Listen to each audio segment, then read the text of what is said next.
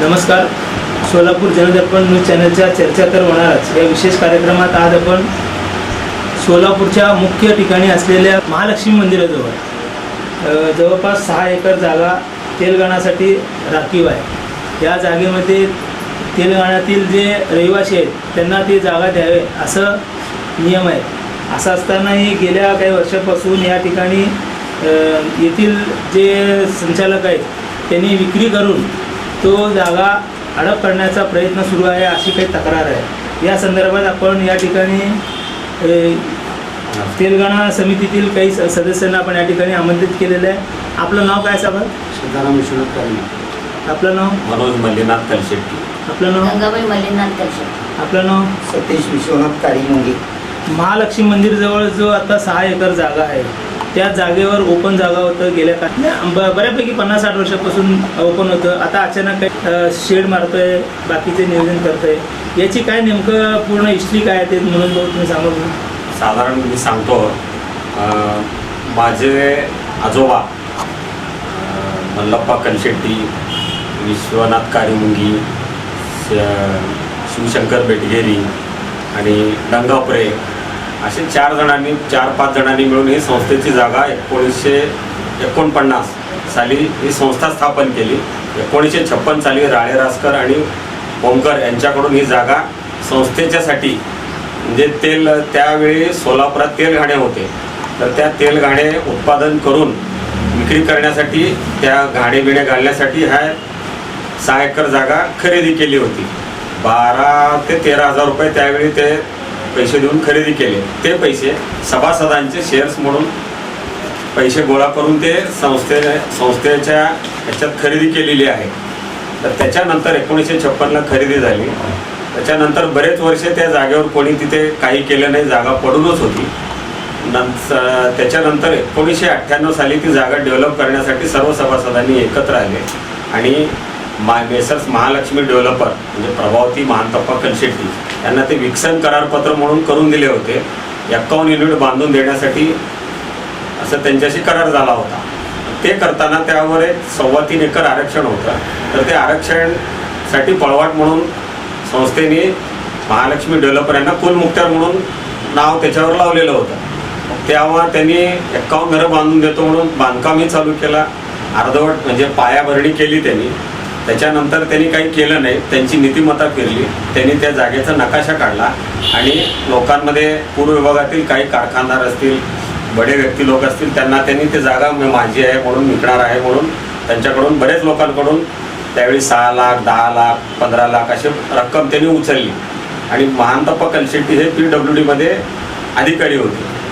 त्यांचा बरंच म्हणजे वशिला वगैरे होता. हे सगळं त्यांनी त्यांची जी नीतिमत्ता फिरली आणि त्यांनी ते जागा विक्रीला काढले असं नंतर सभासदांना आम्हाला कळल्यावर सभासदांनी 2004 साली त्या जागेवर तिथं राहण्यासाठी पत्र्याचे शेड मारायला तयार झाले. त्यावेळी संस्थेने आम्हाला अलॉटमेंट लेटर दिलं 2004 साली सगळ्या सभासदांना. 32/80चं प्लॉट म्हणून सगळ्यांना अलॉटमेंट करून दिले. त्याप्रमाणे राहायला तिथे आम्ही गेलो वास्तव्यास आणि तेलघाणा व्यवसाय करावा म्हणून आम्ही सगळं ठरवलं. पण करत असताना संस्थेचे संचालक लोक त्यावेळी आम्हाला लाईट तेलघाणा चालू करण्यासाठी मेन लागतो तो वीज.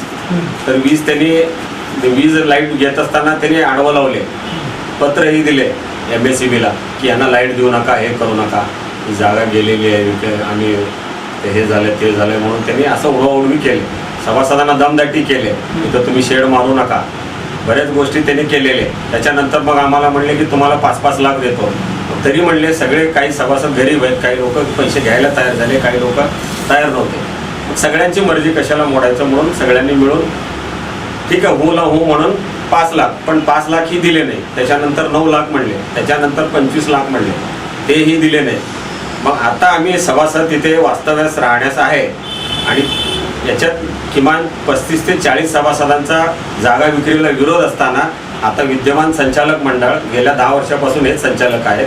तर हे जागा विक्री करण्यासाठी लोकमंगल मल्टीस्टेट कोऑपरेटिव्ह शेळगी या शाखेशी त्यांनी संगनमत करून त्यांना जागा देण्याचा घाट घातलेला आहे. आणि आज ते काल आम्हाला कळलं परवा दिवशी की ते जागा खरेदी होणार आहे. 72 लाख रुपये त्यांनी स्टॅम्प ड्युटी भरलेले आहेत. म्हणून आम्ही दुय्यम निबंधकाकडे गेलो, तक्रारी अर्ज दिला. पण ते दुय्यम निबंधक म्हणले की इथं स्टे पाहिजे. तर आम्ही सुप्रीम कोर्टात आणि इथल्या सोलापुरातील वरिष्ठ दिवाणी न्यायालयामध्ये आम्ही दावा दाखल केलेला आहे. तर तो केस नंबर आहे 49/2024 जानेवारीमध्ये आम्ही दाखल केलेला आहे. आणि हे 2/2011 हे 2011 साली दावा दाखल आहे. तो आता ऑनलाईन चालू आहे. सध्या तो दावा चालू आहे. हे असताना देखील ते सगळे नियम धाब्यावर बसवून त्यांनी आज खरेदीला उभारलेले आहे. तर सोमवारी त्यांनी खरेदीसाठी पुन्हा येणार आहेत. तर ते लोकमंगलचे कोणीतरी अधिकारी आहेत, देशमुख म्हणून, सयाजी देशमुख म्हणून, त्यांच्या नावाने ते खरेदी करतायत. तर याच्यात संचालक मंडळाने हात मिळवणी करून जवळजवळ ही जागा 30 ते 40 कोटी रुपयाची जागा आहे. 2.5 एकर, 6 एकरपैकी 2.5 एकर विकायचा त्यांनी सगळं त्यांचं म्हणजे ठरलेलं आहे, सेटिंग झालेलं आहे. त्याच्यात त्यांनी काहीतरी अनामत रक्कमसुद्धा घेतलेली आहे संचालक मंडळाने ऑन पेमेंट. आणि बाकीचे पैसे आता उद्या ते सोमवारी खरेदी करणार आहेत. तर तो ते आम्हाला विरोध आहे. आता तुमच्याकडे एकूण सभासद किती आहेत आणि तुम्ही आता जे विरोध करताय ते किती जण आहेत? 72 सभासद आहेत. पैकी 35 ते 40 सभासदांचा विरोध आहे. त्यांना सगळ्यांना जागा हवा आहे. पण संचालक मंडळ की एक लोकांना भीती घालायला लागले सभासदांना की हे असं आहे तसं आहे, आपण जागा विकू. आता 2.5 एकर विकणार आहे. याच्यानंतर 3.5साठी गिऱ्हाईक तयार आहे. लोकमंगलच्या घशात घालायच्या तयारीत आहेत. लोकमंगलचे संस्थापक एक विद्यमान आमदार आहेत, सोलापूरचे विद्यमान आमदार आहेत. तर त्यांच्या त्या दबावाखाली जाऊन ते सगळे हे करत आहेत. ते राजकीय त्यांचा चांगला दबदबा असल्यामुळे त्यांनी तो प्रयत्न करू लागलेत. त्यांना ते आता ते शेळगेला जे त्यांची शाखा आहे ते काढून त्यांना ती शाखा आता इथं त्यांना आमच्या सोसायटीच्या जागेवर त्यांना ते लोकमंगल मल्टीस्टेटचं हेड ऑफिस करायचं त्यांचं प्लॅनिंग आहे. हे खूप पूर्वीपासून चालू आहे. त्याच्या पाठीमागे अविनाश महागावकर सुद्धा आहेत. बरं, आता तुमचा विरोध न्याय प्रविष्ट झालेला आहे. हो. असं असताना सुद्धा आता तुम्ही कोर्टात जे चालू आहे केस, हो. कोर्टाचं केस थांबणार का तुम्ही स्वतंत्र काहीतरी यंत्रणा राबवणार? स्वतंत्र यंत्रणा आम्ही राबवणारच. आम्ही सोडणार नाही. सभासदांची जागा आहे. सभासद हे गोरगरीब आहेत. बरेच सभासद गरीब आहेत, करून खाणारे लोक आहेत. त्यांना जागेची आवश्यकता आहे. पण संस्थेचे संचालक लोक दबाव आणून त्यांना तुम्हाला मी पैसे देतो ते देतो म्हणले. आणि रोड आता अक्कलकोट रोड हायवे झाला, त्याच्यात 2,80,00,000 रुपये 3 वर्षाखाली मंजूर झाले. ते भूसंपादनला पैसे पडून आहेत. ते पैसे घ्यायच्या तयारीत नाहीत हे लोक. प्रत्येकी 72 सभासदांना जर 2,80,00,000 रुपये वाटले तर 3,80,000 रुपये प्रमाणे सगळ्यांना पैसे मिळतात. पण संस्था काही ते करायला तयार नाही. क्लेम करून या संदर्भात तुमचं काय तक्रार? तर आम्ही काय केलं, भूसंपादनला आम्हाला पैसे मिळावं म्हणून आम्ही अर्ज केलेला आहे कोर्टात. पण त्याचा दावा चालू आहे, तारखा चालू आहेत. आम्हाला नुकसान कलेक्टरला भेटलंय का? कलेक्टरना भेटलेलं आहे. आणि भूसंपादन जे उपजिल्हाधिकारी 2 जे आहेत त्यांच्याकडे हेअरिंग सुद्धा झालेलं आहे. तिथंही या लोकांनी, संस्थेच्या लोकांनी आडवं लावले.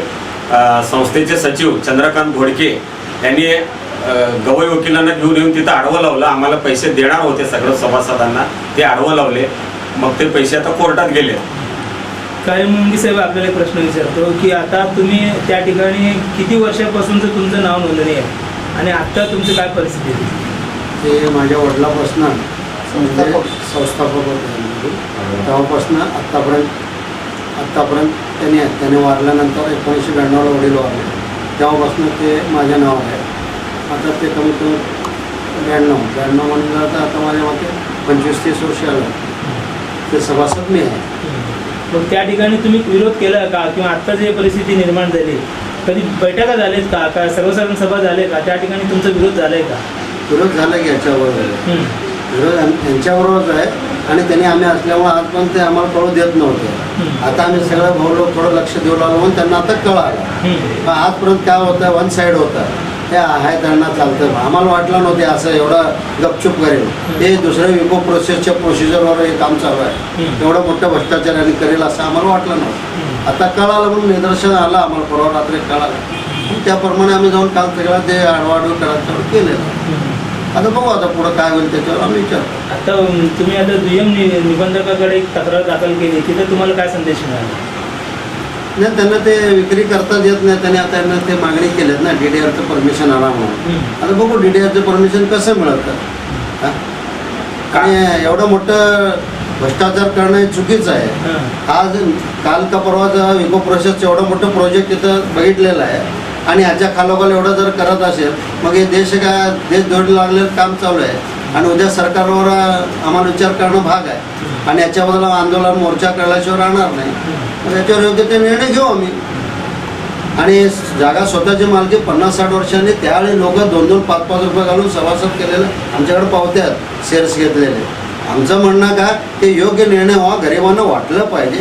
मग आज पण आम्हीच बघत होतो, आमचं म्हणणं का हे लोक चांगले आहेत, आम्ही लक्ष दिलं म्हणजे सगळं असं भ्रष्टाचार झालं.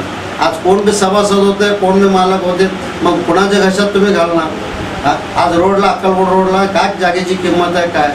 आज पण का गंगाधर पण कुचन होते खासदार, त्यावेळी ते जागा त्यांनी म्हणले नाही चांगले लोक आहेत, चांगलं कामाचं आहे. आडम मास्तर होते, त्यांनी म्हणले चांगल्या लोकांसाठी आपण अडवत आहे. मग हे लोक आमच्या वडील वारल्यानंतर हे सगळं भ्रष्टाचार चालू केलेले आहेत. आम्ही लक्ष दिलं ना असं. आता आम्ही बघू काय करायचं ते. विद्यमान चेअरमन कोण आहेत आता? आता विद्यमान चेअरमन शशिकला चन्नबसप्पा डंगापुरे आहे, संचालक सुनील दोडमनी आहे, सिद्धलिंग हळ्ळी म्हणून एक आहे आणि त्याच्यानंतर गुरुपाद शेडुलकर म्हणून आहे आणि सिद्धाराम हडलगी कलशेट्टी हे आहे आणि दत्तात्रय हडलगी आहे आणि मीनाक्षी कलशेट्टी म्हणून आहे आणि उमेश उपळकर म्हणून व्हाईस चेअरमन आहे. उमेश उपळकर यांनी सुप्रीम कोर्टात जाऊन त्यांना तिथं कॉम्प्रोमाइज लोकमंगलला करून आलेला आहे. त्यांनी लिहून दिलेलं आहे की ही जागा लोकमंगलला देण्यास माझी काही हरकत नाही म्हणून त्यांनी तिथं लिहून देऊन आलेली आहे. त्याची कॉपी माझ्याकडे आहे आणि ते आम्ही कोर्टात दाखल केलेलं आहे. मग आता तुम्ही त्यांनी देण्यास तयार झाल्यानंतर तुम्ही विरोधाचं पत्र दिलंय का? दिलं ना, विरोधाचं पत्र 10 वेळा दिलंय, DDRला दिलंय. नाही, सुप्रीम कोर्टात ज्यावेळेला यांनी दाखल केलं मग सुप्रीम कोर्टातच तुम्ही दावा दाखल केला. त्यावेळी आम्हाला कळलं, त्यावेळी आम्ही तिथे गेलो, सर्व डॉक्युमेंट्स काढून घेतले. तिथे एक आम्ही वकील लावलेला आहे आणि आता पिटिशन तिथं आम्ही दाखल करतोय. आज ते जरा उन्हाळा सुट्टी बहुतेक एक 2-4 दिवस उशीर मागं पुढं होईल. सगळे डॉक्युमेंट्स काढून द्यायला आम्हाला थोडंसं वेळ झाला. ते इथं आपलं मराठी आहे, तिथं इंग्लिश असल्यामुळे आम्हाला थोडंसं वेळ झाला आणि आम्ही तिथं दाखल करणार आहे. इथं तर पिटिशन आम्ही दाखल केलेलं आहे. वरिष्ठतर दिवाणी न्यायालयामध्ये कुंभोजकर कोर्टात आम्ही दाखल केलेलं आहे. त्याची तारीख झाली आणि यांनी सगळे हजर झालेत तिथे आणि हजर झालेत आणि यांनी 1 महिन्याची मुदत मागितली म्हणणं देण्यासाठी. एक्सपर्टी व्हायला आलं होतं, ते आमच्या बाजूने निकाल लागणार होते. म्हणजे असं आम्हाला 1 महिन्याची मुदत आम्ही करतो. 26 जूनला ती तारीख पडलेली आहे. असं असताना देखील हे करायला लागले. म्हणजे 26 जूनला तारीख पडला असताना इथं दुय्यम निरीक्षकांनी तारीख दिली आणि अजून एक दुय्यम निबंधक यांना 5 लाख रुपये देतो म्हणून त्यांनी आम्हीच दाखवलेत आणि ते खरेदी करायला तयार झाले. ते काल दुय्यम निबंधकाशी आम्ही म्हणजे त्यांच्याशी केलं तर त्यांनी आम्हाला उलटं सुलटं बोललं. त्यांनी म्हणले की तुम्ही कोर्टाचा स्टे आणा. ठीक आहे, कोर्टात आम्ही दिलेला आहे, स्टे तर मिळणार आहे आम्हाला. आणि हे बेकायदेशीर खरेदी आहे. DDRचं परमिशन नाही आहे. संस्थेच्या कुठल्याही सभासदांची मान्यता नसताना ही खरेदी नियम धाब्यावर बसवून एखाद्या राजकीय नेत्यांना घेऊन दबाव आणून ते हा प्रकार खरेदी करून घेण्याचा प्रकार चालू केलेला आहे. तरी आम्ही खपून घेणार नाही आणि आम्ही भविष्यात आम्ही त्या नेत्याच्या घरासमोर जाऊन उपोषणही करणार आहे, आंदोलन करणार आहे मोठ्या प्रमाणात आणि आमरण उपोषणला आम्ही त्या नेत्याच्या घरासमोर जाऊन बसणार आहे. तुमची मागणी मान्य झाली नाही तर तिथं जाणार. आम्हाला आमची जागा पाहिजे. आमच्या आजोबांची वडिलांची जागा आहे. आज आम्ही त्याची देखरेख करतोय. हे विकून खायला चाललेत, लोकांचा मलिदा खायला चाललेत ते लोक, तर ते होऊ नये. आणि आम्ही उद्या सोमवारी आम्ही परत कोर्टात जाणार गेलेलो आहोत आणि सोमवारी आम्ही निश्चित कोर्टात जाऊन यांच्यावर फौजदारी कारवाई करायला आम्ही तयारी केलेली आहे. सतीश कलशेट्टी साहेब मला सतीश कारिमिनी साहेब मी विचारतो की आत्ताचं जे तुम्ही गेल्या अनेक वर्षापासून त्या ठिकाणी जागा आहे, ती जागा एवढं किचकट आहे की 2.5 एकर त्या 77 सभासदांना दिले, बाकीचे 3.5. म्हणजे सगळं होत असताना तुम्ही का थांबू शकले नाही? बघा साहेब, कसं आहे, यांनी 3.5 एकर जागा बांधून देतो म्हणले 51 युनिट, नंतर 56 युनिट बांधायचं राहिलं. ते बांधल्यानंतर 2.5 एकर विक्रीसाठी ठेवलेलं होतं. त्यांनी तिथं एक पण बिल्डिंग बांधलं नाही, घर बांधलं नाही. प्रत्येकी 1500 फूट देऊन ते बांधायचं होतं. उर्वरित ते झाल्यानंतर हे विकायचं होतं आणि कसं बांधकाम होतं त्याप्रमाणे विकायचं होतं. आज 20,000 फूट बांधकाम केलं, 20,000 विकायचं होतं. यांनी तिथं एक पण घर बांधलेलं नाही आहे आणि 2004ला यांचं मुदत संपलेलं आहे. 1998ला यांना दिलं होतं यांनी काय सिलिंग उडून काय करून याने केल्यापासून 4 वर्षांना मुदत होतं. 2009ला हनुमंतप्पा इंगळगी चेअरमन असताना पेपरमध्ये डिक्लेअर केलं की हे असं यांचं कुलमुखत्यार रद्द झालेलं आहे. ते पेपर पण आहे आपल्याजवळ. 2009 मध्येच त्यांनी डिक्लेअर केलं, पेपर डिक्लेअर केला. कुलमुखत्यार रद्द झालं असताना सुद्धा हे चेअरमन दुसरे चेअरमन आले तरी त्यांना ओढायचं. कारण काय, यांना मलिदा खायचं आहे. काय ते झालं ते तसंच. कसं हे कुत्र्याला तुकडा टाकतात ना, त्याप्रमाणे टाकून यांनी हे करायला लागले. आज असं झालं ना, जागेचं किमती वाढल्यामुळं हे एकदम हाय लेवलला गेलेलं आहेत. आज त्यांनी 12 कोटला विकायला लागलेत असं कागदोपत्री आहे. काय त्या जागेची किंमत 25 ते 30 कोटी रुपयाला मी विकून देतो तुम्हाला. काय यांनी कुठल्याही सभासदाला न सांगता फक्त बोर्ड ऑफ डायरेक्टर आम्हीच मालक आहे, त्याच्यातले पण 4, त्याच्यात 2-3 तर इन्व्हॉल्व होत नाहीत. आमचे चेअरमन तर व्हाईस चेअरमनला अथॉरिटी दिले, तू काही पण कर बाबा, तुम्ही करा. कारण उद्या काय बला आलं तर आमच्यावर येऊ नये. मला काय माहित नाही, त्यांचं तर 2 गट पडल्यासारखं पडले. म्हणजे आतून असेल, बाहेर दाखवायला असं. आम्ही विचारायला गेलो की मला काय माहित नाही त्यांनी करतात. आज तुम्ही एवढं प्रॉपर्टीचं हे आहे. मी त्या 2.5 एकरमध्ये राहतो. आम्हाला तुम्ही सांगायचं हो, आम्ही जागा विकायला लागलो, तुम्हाला दुसरीकडे व्यवस्था करून देतो, तुम्ही 3 एकरमध्ये या, 3.5 एकरमध्ये या, तुम्हाला कमी जागा मिळेल. सगळ्याबरोबर मी सभासद आहे, सगळ्याबरोबर जागा घ्यायला तयार आहे. आज तुम्ही माझ्या जागेत, मी तिथं आतापर्यंत टॅक्स भरतो. डीपी मी आणलेला आहे DPDC फंडातून. माझ्याजवळ लाईट आहे, मी टॅक्स भरतो. सगळं माझं जागा माझ्या ह्याच्यात आहे. तुम्ही मला साधं एक हे सांगत नाही, हे जागा विकायला लागला, तुम्ही इकडे यावं लागेल. तुम्ही स्वखुशीने सांगा आम्हाला तिथं जागा द्या, आम्ही तिकडं उद्याच मारतो. आज तुम्हाला काय नाही, आम्ही विकून पैसे घेऊन मोकळं व्हायचं.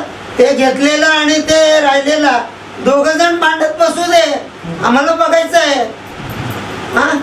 म्हणजे आता जे 2.5 एकर जागा विकल्यानंतर तुमच्याकडचे तुम्ही आता जे 72 पैकी काही जणांनी तिथं घर बांधकाम केलेलं आहे, आता त्यांच्यावर अडचण आली. आता माझ्यावर अडचण आलं.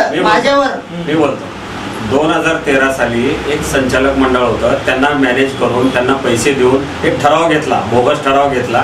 तो ठराव नेऊन त्यांनी त्याच्यावर 3,75,00,000 रुपये, अविनाश महागावकर संचालक होते लोकमंगल बँकेचे, लोकमंगल मल्टीस्टेटचे, त्यांनी ते काहीतरी त्याच्यात टक्केवारी घेऊन त्यांना महालक्ष्मी डेव्हलपर यांना कर्ज देऊ घातले. आणि ते कर्ज देऊ घातल्यावर आणि त्या महालक्ष्मी डेव्हलपर जे आहे त्यांची 7 एकर जागा सोरेगावला आहे. त्या जागेवर 3,75,00,000चा बोजा चढवलेला आहे.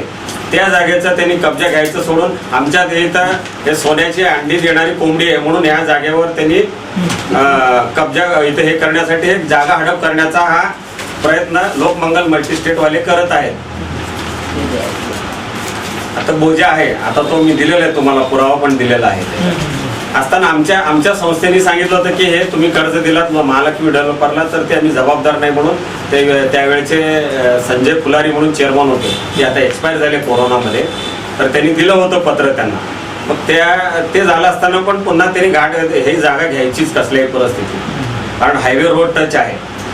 आजी छोटासा प्रश्न विचारायचा आहे की तुम्ही माझे संचालक आहात, ज्या वेळेला हे विषय चालू होता त्यावेळेला तुम्ही विरोध केला का? आम्ही विरोध केलो ना त्यांना. मग विरोध केला असताना इतिवृत्तात तुमचं विरोधाचा नोंद झाली आहे का? विरोध नोंद झालेली आमची. विरोध नोंद झालेली आहे. कारण जे प्रोसेस असणार तो जर विरोध असेल, एकटाचा विरोध असेल तर मी सगळ्यांचा विरोध असला तर हो, विरोध आहे माझी. आता एकूण किती तुम्ही म्हणजे कधी होता तुम्ही संचालक म्हणून? मी संचालक म्हणून बघा आता 2013 पासून होते. मग त्याच्यानंतर काही निवडणुका झाल्या का? झाले. झालेले आता हे जे आहे निवडणुकी- त्याचे. हां. त्यावेळी निवडणूक झाल्यावर हे जे संचालक आहेत विद्यमान ते संचालक संचालक ते आहेत. निवडून आले. ते निवडून पण आमच्या त्याच्यात काय झालं, त्या पॅनलमध्ये सुद्धा आमचं पॅनल होतं, त्याच्यात आमच्याही एकटी निवडून आली, बाकीचे 5 संचालक त्यांचे निवडून आले होते. आम्ही बरं विरोध केला तर आम्ही काय उपयोग होत नव्हतं, मेजॉरिटी त्यांची होती. आम्ही DDR ला सुद्धा पत्र दिलंय की जर जागेचं काही जर होत असेल बरं वाईट तर त्याला आम्ही जिम्मेदार नाही, तुम्ही जिम्मेदार राहणार म्हणून आम्ही पत्र DDR ला दिलेलं आहे, सहकार आयुक्तांना दिलेलं आहे, सहकार मंत्र्यांना दिलेलं आहे, एव्हन त्यावेळेचे उपमुख्यमंत्री जे होते त्यांनाही दिलेलं आहे, त्याच्याही माझ्याकडे बरेच पोच आहेत. सगळ्या कोर्टात आम्ही दावा दाखल केलेला आहे. ही घटना घडून आता 10 ते 11 वर्ष झाले. हो. या 11 वर्षात पुन्हा कधी निवडणुका झाल्या का तिथे? नाही. आता नाही, आता 2022ला याची मुदत 21ला मुदत संपली, पण कोरोनाचा त्यांनी ते हे सांगितले आणि 7व्या टप्प्यात तुमचं मतदान आहे म्हणून. आज 2024 आहे, संपून मुदत संपून गेली. हे संचालक सुद्धा नाही येत आज हां. सांगायला बघितलं तर. हां, हां, हां. ऍक्च्युली यांची मुदत केव्हा संपलेली आहे तरी हे निर्णय घेऊन बेकायदेशीर कृत्य करत आहे. आपण आणि आता सध्या संस्थेचं इलेक्शन प्रोसेस चालू आहे. लोकसभेच्या इलेक्शनमुळे बागल मॅडम यांना मी भेटलो होतो, ते म्हणले की 31 मे पासून तुमची प्रोसिजर मी चालू करणार आहे. यांना कुठलाही निर्णय असा घेता येत नाही संस्थेबद्दल. तेच की म्हणजे निवडणुकात निवडून आले नाही, प्लस चेअरमन म्हणून स्वतः ते नाहीये. हां. तसं असताना बेकायदेशीर करार करायला लागले म्हणून त्याच्यात ऍडव्होकेट उमेश मराठे यांच्याशी हे करून हे सगळं कॉम्प्रोमाइज तडजोड करायला ऍडव्होकेट उमेश मराठे आहेत.